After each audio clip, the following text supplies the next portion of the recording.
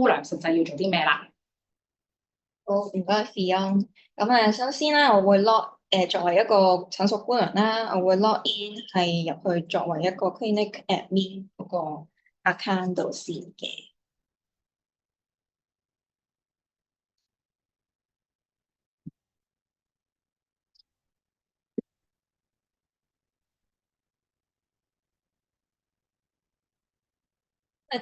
我扮演呢個 clinic admin 診所姑娘咧，咁就會幫而家呢個 participant 去做 enrollment 啦，之後 take attendance，再幫佢完成埋嗰個 oral hygiene 咁先至再去見。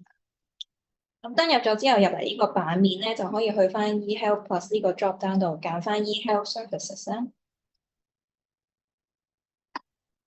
咁你就會見到藍色，我哋俗稱格仔餅呢個畫面。咁你見到咧，作為診所姑娘就淨係 access 到3個 function 嘅啫。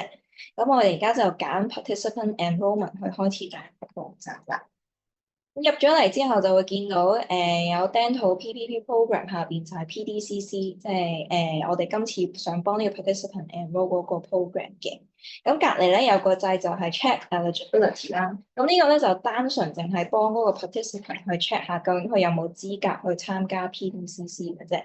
咁就唔係真係 enrollment 嘅。咁所以呢個 step 咧係一個 optional 嘅 workflow 啦。咁你可以選擇咧唔撳 check eligibility，直接去開始 enrollment 嘅。咁但係如果你話都想幫嗰個 participant 去睇下佢有冇資格去做參加呢個 PDCC 咧，咁啊而家都可以示範一次俾大家睇下，撳咗入去之後會係咩話？咁你見到入咗去之後咧，有2個 method 去幫佢 check 嘅。第一個就係插卡啦，第二個咧就係自己手打啲 document information。咁我哋而家今次咧就會用手打呢個方法嘅。咁入咗 Hong Kong ID number 之後咧，有一欄就係要入 Hong Kong IC symbol 啦。咁隔離呢度咧都有個掣咧，去教翻你點樣向張身份證度睇翻究竟邊個係個 Hong Kong IC symbol。咁咪跟翻紅色框框呢個位置啦，入翻啱嗰個 symbol。咁之後入埋 date of entry 啦，跟住 participant 嘅名同埋出生日期，揀埋性別，咁之後撳 check。咁入到嚟之後就見到有個 participant information 就係我哋啱啱輸入嘅資料，下邊咧就會有個 eligibility checking summary 嘅。咁頭呢4個 criteria 咧就係一定要符合晒先可以 enroll 入去 PDCC。咁如果其中一個交叉咗嘅話咧，系統就會擋咗你，唔俾幫佢做 participant enrollment 嘅。咁下邊呢2個 criteria 就係分別係 eHealth registration 啦，同埋有冇俾互通同意俾你間牙科診所。咁因為呢2個雖然我哋好推薦，希望個 participant 響嚟診所之前已經做咗啦。咁但係萬一佢漏咗或者未有時間做，咁等陣間 enrollment 期間咧都會有啲步驟去幫呢個 participant 去做呢2個程序嘅。咁拉到落嚟咧，就見到 close 呢個掣啦，咁即係 check eligibility 呢個步驟就完成啦。咁所以就話呢個係一個 optional 嘅 workflow 嘅。咁你等陣間咧 start enrollment 都會有同樣嘅版面出現嘅。咁所以而家就正式開始幫佢 enroll 啦。咁就會有個 reminder 嘅 pop up 啦，即係再提醒同事，希望你係提醒咗嗰個 participant 去睇咗啲文件，同埋係願意去參加呢個 PDCC 同埋俾 consent 去參加醫健通嘅。咁撳 yes 咧就其實見翻啱啱嗰個版面，咁都係有2個方式去幫嗰個 participant 去入資料啦。第一個就係插卡，第二個都係手打資料。咁我哋今次都係繼續幫個同學入翻啲資料入去先嘅。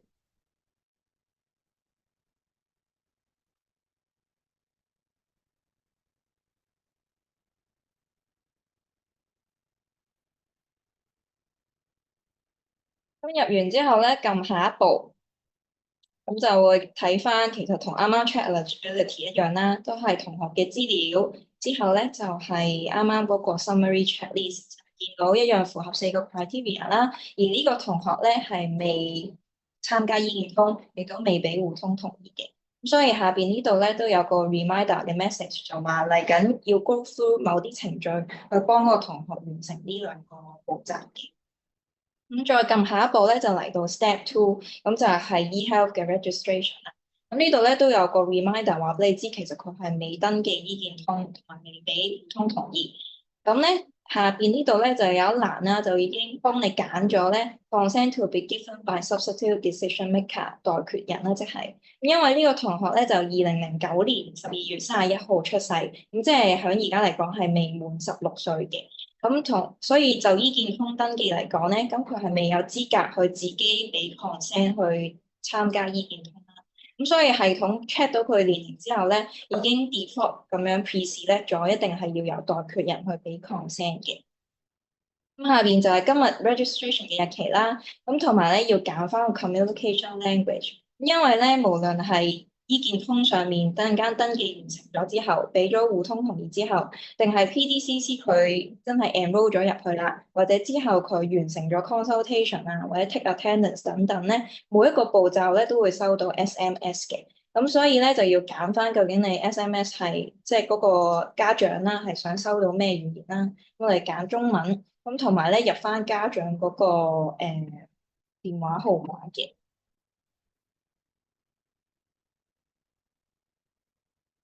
咁再落嚟咧就會見到互通同意嘅資料啦。咁你呢度系統咧就已經自動咧幫你揀翻係呢間牙醫診所啦，俾個互通同意嘅。因為啱啱提過啦，16歲以下嘅同學咧，佢係未有資格自己俾聲嘅，咁所以呢度就要入翻啱啱講嗰個代決人嘅資料啦。咁都係入翻啲身份證明文件嘅 document number 啦。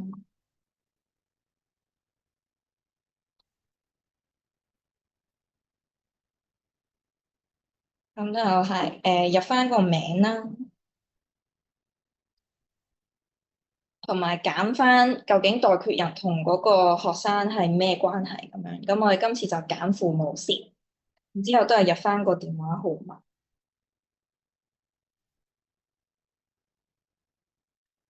咁mandatory 即係必須要入嘅 field 咧，就淨係呢幾個嘅啫。咁其他啲 title 啊、中文名呢啲咧唔入都唔緊要嘅。下邊嚟到呢度咧，就會有個 declaration message 啦。咁就話作為代決人咧，就係 confirm 咗個關係係可以真係做佢代決人去俾 consent 嘅。咁亦都個代決人已經幫嗰個同學望過晒啲醫健通嘅資料啊，俾互通同意嘅資料都係confirm 要參加嘅。跟住就 tick 翻呢個 message 啦，咁就可以撳下一步。咁你會再有一個 pop up 問你係咪真係 confirm 一定要參加醫健通同埋俾互通？撳 yes 咧，咁之後咧就會見到話個醫健通同埋互通同意係成功登記咗啦。咁所以就可以再落第三個步驟，就係俾 program consent 嘅步驟啦。咁呢度咧就首先咧見到係 PDCC 呢個 program 啦，即係呢個同學參加緊，即係 enroll 緊嘅 program。然之後咧就要幫佢揀翻係想 assign 俾邊一個牙醫啦。咁呢度有個 drop down list 嘅，即係呢間牙醫診所嘅參加咗 PDCC 嘅牙醫都可以喺呢度揀翻。咁我哋就今次揀呢個黃牙醫啦。咁揀完之後就會見到係有邊幾間牙醫診所係屬於呢間屬於呢個牙醫去參加 PDCC 嘅。咁跟住咧就俾 program consent 啦。program consent 因為咧未夠18歲，咁所以咧就應該係要由父母或者監護人去俾嘅。呢度有一個 tick box 咧，就話如果你監護人同埋父母咧同上一個步驟嗰個資料，即係俾參加醫健通個資料係一樣嘅話，咁就可以 tick。咁tick 咗之後咧，下邊會見到啦，其實都要入翻啱啱入翻嗰個俾 program consent 嗰個父母嘅資料嘅。咁見到咧，如果 tick 咗嘅話，其實就會帶翻啱啱醫健通入嗰啲資料過嚟呢個版面度。咁但係你話萬一發現同學交嗰張 program consent 上面簽名嗰個人同啱啱幫佢參加醫健通嗰個人唔一樣喎，咁呢個 check box 係可以唔 tick 嘅。咁唔 tick 嘅話，你就會見到咧下邊呢啲資料咧就會放翻出嚟俾你入翻跟翻嗰個 program consent 上面嗰啲嘢咧入翻落去㗎啦。咁我哋而家嘅情景就假設係兩者都係一樣㗎啦。咁我哋 tick 翻個 check box 先。咁呢度咧又有一個 declaration message 啦。咁今次呢個 message 咧就係關於 PDCC，即係睇晒啲 PDCC 嘅文件啦，都係 eligible 去參加嘅。咁 tick 完之後啦，落嚟啱啱我哋見到嗰個俾 program consent 個父母嘅資料啦，都係要揀翻佢個 relationship。咁今次我哋就當係爸爸啦。咁再 confirm 一次，即係佢簽名嗰張 consent 同呢度電腦入嘅資料係一樣嘅。tick 翻呢個 declaration message 之後，再撳下一步咧，咁就會嚟到最尾一個 step confirmation。咁其實咧就係睇翻你由1至3嗰個步驟入嘅資料嘅啫。咁即係由啱啱 participant information 啦，參加醫健通同俾互通同意啦，下邊去 assign dentist 同埋俾 program consent 呢3個步驟都冇問題啦。咁你撳 confirm， 咁呢度就會寫住 enrollment completed successfully， 即係已經成功幫嗰個同學去登記 PDCC 嘅。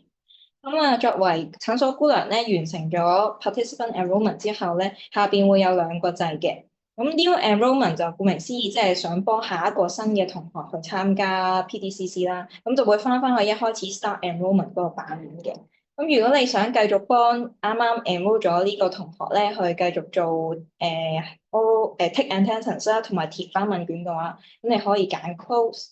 咁就會翻嚟藍色呢版格仔餅呢度，咁就可以正式幫嗰個同學咧去 take attendance 噶啦。咁就會入翻嚟 health profile 呢個步驟先啦。咁你見到咧，其實咧都係有2個 method 可以揀，一樣係手打 message 啦，或者係手打啲資料入去啦，或者係插卡入去嘅。咁我哋都係手入翻嗰個 ID number 先，之後撳下一步啦。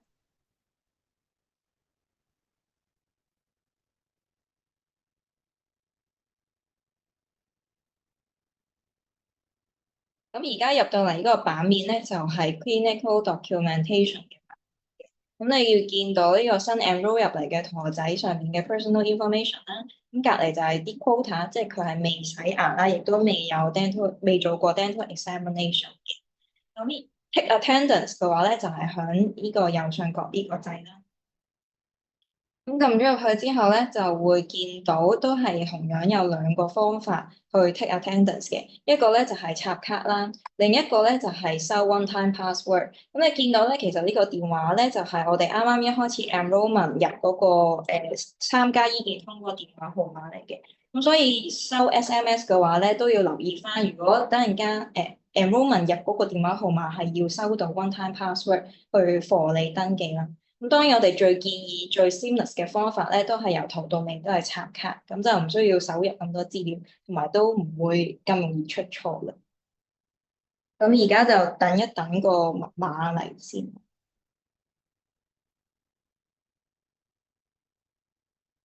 咁收到密碼入翻之後撳 confirm，咁你見到咧就 attendance 就已經 tick 咗㗎啦。咁啊係今日咧3月12號。咁就會見到有新一欄嘅 record 寫住 consultation 係今日日期。咁第一個 tick 咧 attendance 嗰度咧就會已經完成咗，所以係一個綠色 tick 嚟嘅。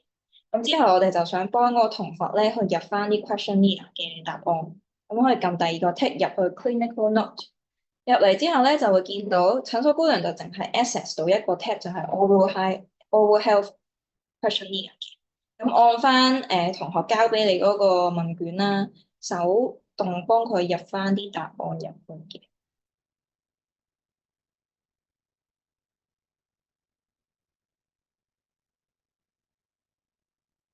咁入晒之後咧，撳 save draft，我就話俾你聽 save successfully 㗎啦。咁出翻去呢個 clinical documentation 嘅版面，你就見到第2個 tick 咧，clinical note 呢度咧就話 draft save，同埋一個黃色 tick，即係佢嘅程序未完成，不過咧有部分資料已經 save 咗。咁作為診所姑娘咧，就嚟到呢一步幫呢個同學做嘅 clinical documentation 就嚟到呢度。咁我將時間交俾 Henry 作為牙醫繼續個 patient journey。好，Irene，咁等我 share 個 screen。你搶。